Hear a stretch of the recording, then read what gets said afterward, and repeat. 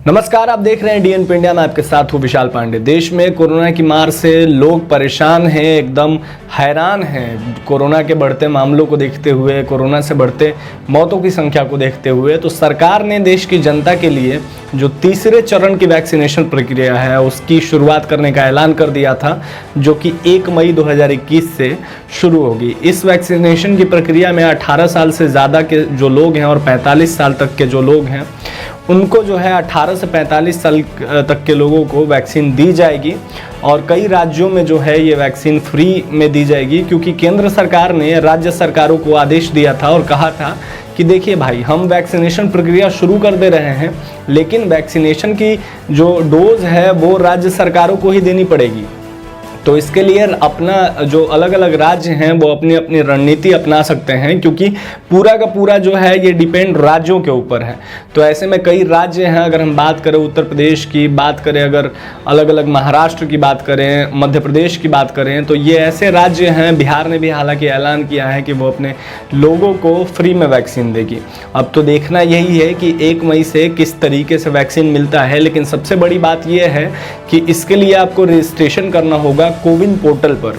और कोविन पोर्टल की बात करें तो अभी कल ही देखने को मिला था कि सोशल मीडिया पर किस तरह यूजर्स ने लगातार कोविन पोर्टल को ट्रोल किया था, और हर कोई यही लिख रहा था कि कोविन पोर्टल काम नहीं कर रहा है, कोविन पोर्टल का सर्वर डाउन है, कोविन पोर्टल सही से रजिस्ट्रेशन हो नहीं पा रहा है, ओटीपी नहीं आ रहा है। तो ऐसे में किस तरीके से लोग रजिस्ट्रेशन करेंगे जब पोर्टल ही काम नहीं कर रहा है। तो हालांकि उसी मारामारी में जो है पहले दिन की अगर बात करें, 1.33 करोड़ लोगों ने जो है रजिस्ट्रेशन किया है। तो इतनी बड़ी संख्या में जो है उत्साहित हैं लोग इस वैक्सीनेशन के लिए। लेकिन वहीं कुछ लोगों ने सोशल मीडिया पर ये शेयर करते हुए लिखा है कि वो रजिस्ट्रेशन नहीं कर पा रहे हैं। कई लोगों ने इसको मजाक में भी तंज कसा है सरकार पर कि पहले तो हम सोच रहे थे कि वैक्सीनेशन लगवा लें, लेकिन अब सोच रहे हैं कि ओटीपी आ जाए, यही बहुत बड़ी जंग जीत लेना है, क्योंकि ओटीपी आ ही नहीं रहा है कितने देर से। तो अब देखना ये है कि अगर बात करें हम अस्पतालों की, तो प्राइवेट अस्पताल, सरकारी अस्पताल ने भी यही लगातार बयान दिया है कि 1 मई तक का स्टॉक उनके पास नहीं है वैक्सीन का। और इतने भारी मात्रा में जब लोग रजिस्ट्रेशन कर रहे हैं तो क्या उनको सभी को वैक्सीन लग पाएगा, ये भी सोचने वाली बात है। क्योंकि पहले ही दिन 1.25 करोड़ से ज़्यादा लोगों ने रजिस्टर किया है इस वैक्सीनेशन प्रक्रिया के लिए। तो क्या उतनी मात्रा में वैक्सीन है, क्योंकि वैक्सीन शॉर्टेज काफ़ी दिनों से देखने को मिल रही है। कई राज्यों में वैक्सीन है ही नहीं।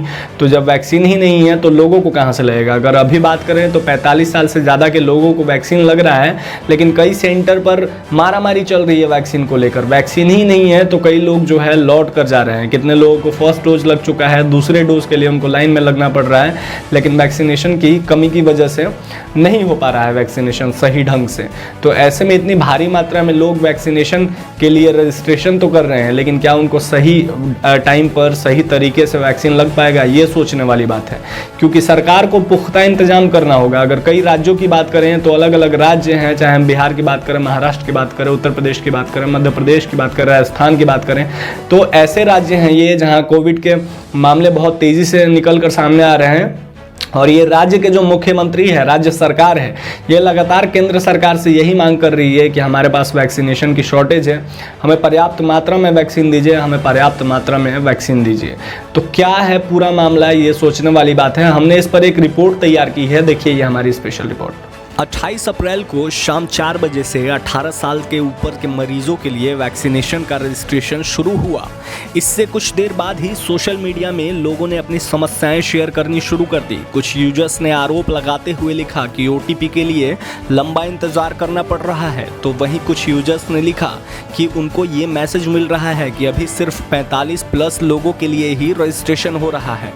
इन तमाम समस्याओं को लेकर सोशल मीडिया पर कई हैशटैग ट्रेंड होते हुए दिखे, जिसमें यूजर्स ने स्क्रीनशॉट भी शेयर किए हैं। केंद्र सरकार के आरोग्य सेतु ऐप की ओर से भी ट्वीट किया गया, जिसमें कहा गया कि कोविन पोर्टल काम कर रहा है। शाम को थोड़ी देर खराबी आई थी, जिसे ठीक कर दिया गया है। 18 वर्ष से अधिक उम्र के लोग इस पर रजिस्टर्ड कर सकते हैं। सरकार की ओर से कहा गया कि 18 से 45 साल के उम्र के लोगों को बिना रजिस्ट्रेशन के वैक्सीन नहीं लगाई जाएगी। इस आयु वर्ग के लोगों को कोरोना वैक्सीन के लिए रजिस्ट्रेशन कराना ही होगा और अपॉइंटमेंट बुक करना होगा। इसलिए जैसे ही रजिस्ट्रेशन पोर्टल शुरू हुआ वैसे ही लोग रजिस्ट्रेशन करने में जुट गए। लोगों में उत्साह देखने को इस तरीके से मिल रहा था कि पहले ही दिन लगभग 1.33 करोड़ रजिस्ट्रेशन देखने को मिले।